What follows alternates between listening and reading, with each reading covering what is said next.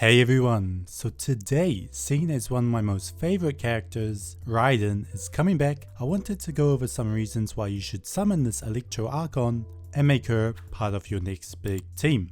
And so with that, let's move on to the video. So Raiden is one of my most used characters, and it's not been that long since she's been released, and so that should tell you how much I love to use her. And so firstly, what is she good at? Well, she mainly fits a sort of sub DPS battery role that will aid your main DPS with their damage and give them a ton of energy so they can get out their bursts much faster. Which, if they start using their bursts more and more, that means Raiden's own bursts will get stronger. As well, due to her resolve mechanic, that will have her gain more resolve stacks the more allied bursts that are used.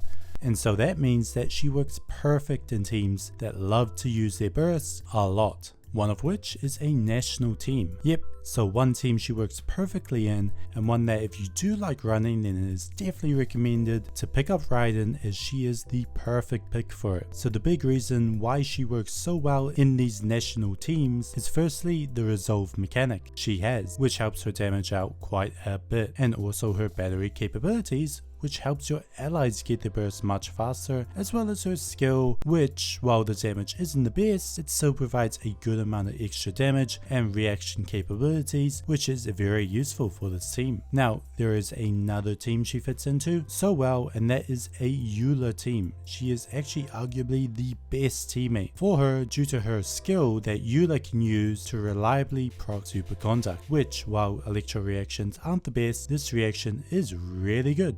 Albeit a very niche reaction, as the only characters that can take advantage of it are physical damage dealers, and so this is why she's the perfect partner with Eula, as well as the fact that again her NG battery capabilities will help out Eula to get to her burst much faster. Now, another great thing about her is firstly, even if you don't have her best in slot weapon, she will still do great damage, as while obviously the engulfing lightning helps out so much, she can still do very good with, for example, the catch, which helps out her burst damage by a ton, as personally I don't have the engulfing lightning but still managed to get her burst in that 6-figure range, which is really nice. Now, speaking of investment, there's a big question regarding Raiden and constellations and all that stuff, more specifically C0 versus C2. C0 versus C2. Is she good at C0 or do you need C2?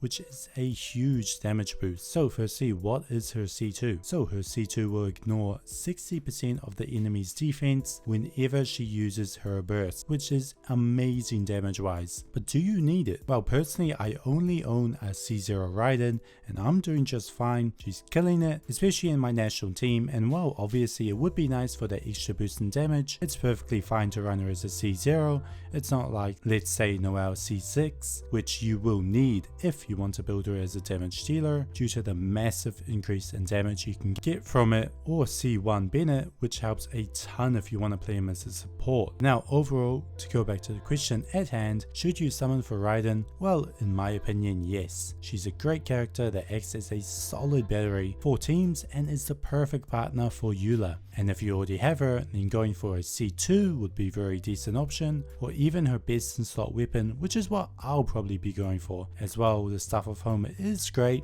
on her. Sometimes I like to run other polearm users in the party, and so giving them the Staff of Homer would be amazing for my overall DPS. But now if you do decide to summon for Raiden, I wish you all the best and hope you get this electrifying Archon in your summons.